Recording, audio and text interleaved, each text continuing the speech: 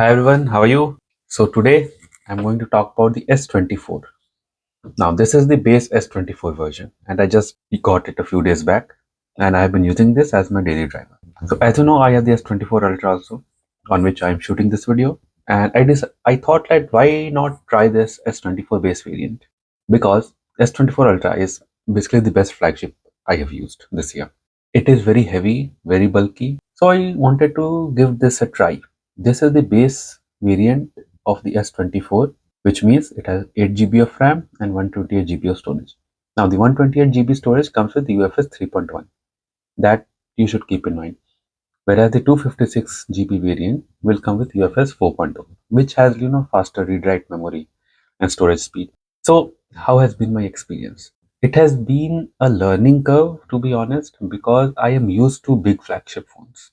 The 6.7-inch screen, 6.8-inch screen, and this has only 6.2-inch. So it's probably the only compact phone on the Android space. I think this is the only worldwide available compact phone when it comes to flagships.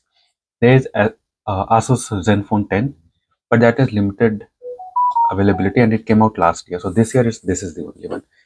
And yeah, I mean you can consider Pixel 8 to also to be a flagship, but it has some compromises like does not have telephoto camera, whereas this has all three: the main, ultra wide, and the telephoto. So how has been my experience? So as I was saying, the build quality, I am really liking it. It is very lightweight, 167 gram only, where the S24 Ultra is 234 gram. So it is actually very good in terms of pocketability.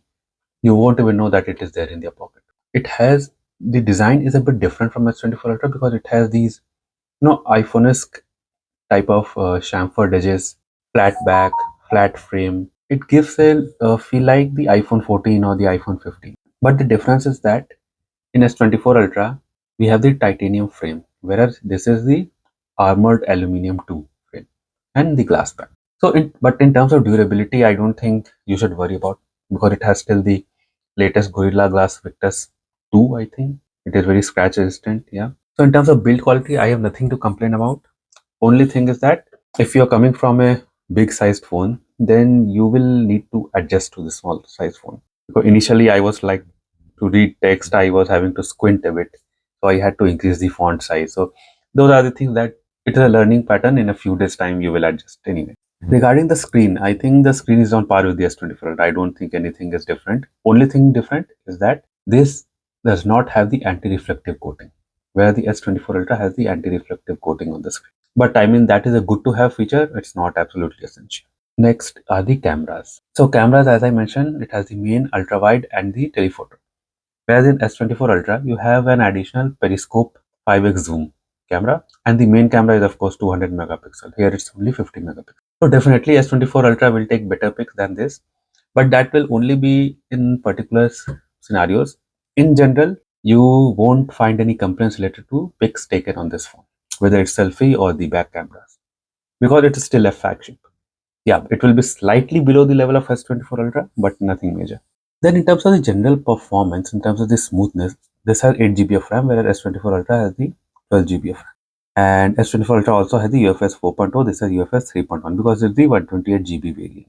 So I have till now in my usage, I haven't find anything that it is, it is lagging or something. It has been a very good experience. So you won't find a difference in normal day-to-day task when you are using this or a S24 Ultra.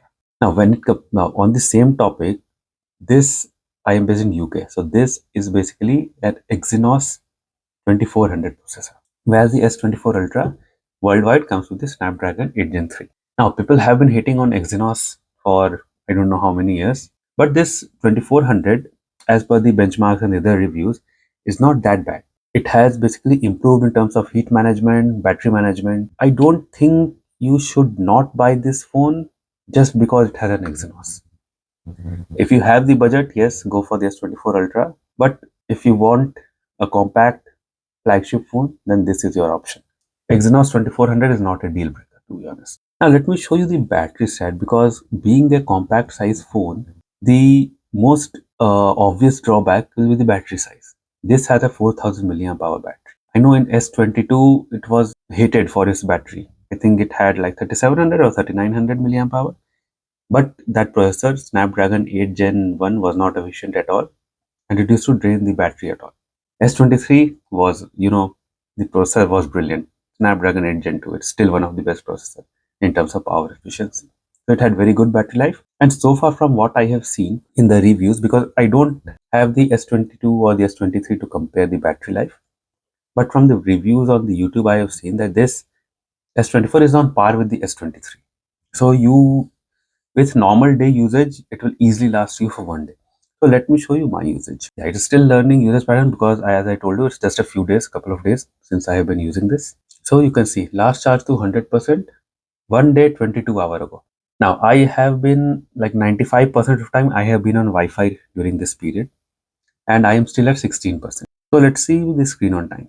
So let's see on 4th of April, I used the phone for 56% and screen on time is 4 hour 24 minutes. So basically I had still 44% left to go. So if I were to use 100% in a day, my screen on time will be anywhere from 8 to 9 hours. So this is actually very good screen on time. I had the always on display enabled. So again, if you switch off the always on display, the screen on time will get boosted by half an hour or 1 hour more. And yes, I don't game, so you can see it's Amazon, Twitter, YouTube, basically the social media and shopping apps. Then yesterday, 36% for 1 hour 57 minutes. This will mean that it will last around 6 hours. So yesterday I had to go out and used a bit of 5G also. That's why the screen time is a bit less, but still the always on display is the highest. So if you switch it off, you will get a boost in the screen on time. And today 18% and 1 hour 24 minutes of screen on time. Again, Twitter, YouTube, Samsung Internet, so social media browsing and normal day-to-day stuff. Granted, I have not used this phone on 5G too much, but on Wi-Fi it is quite good. So if you are near to a Wi-Fi or you're working from home, most of the time you stay at home and only occasionally like go out and your phone is on 5G, then this will easily last you one day, probably even 1.5 to 2 days. If you are on 5G most of the time, then of course the screen on time will reduce, but I don't think that you will face an issue in making this phone last for the full day. The only thing I wish that Samsung had done is to give a faster charging here. In all the S24 series, the 45 watt is the maximum charging speed. And this S24 is actually only 25 watt maximum charging speed. So it takes around 1 hour 10 minutes to 15 minutes for the full charge. I wish they would have given at least like 45 watts on this also so that it could charge, in 50 minutes around. It is what it is. Hopefully in the S25 series, they improve the charging speed because I'm hearing that they will probably put in a 65 watt charging speed in the S24 series. So that was about the battery and charging speed. So that's it from my side for this video. I will continue using this phone and I will share you my full in-depth review after a few days of usage. So this is just my initial impression what I saw. So if you're thinking of buying this product, you can go ahead. There is no issue because of the Exynos processor. The phone is very lightweight, comfortable, and yes, these days this phone is also on discount because it's been a while since it's been out, more than 3 months. So let me know if you have any comments, queries related to this phone, and please do like and subscribe my channel, and I will see you in the next video. Thank you.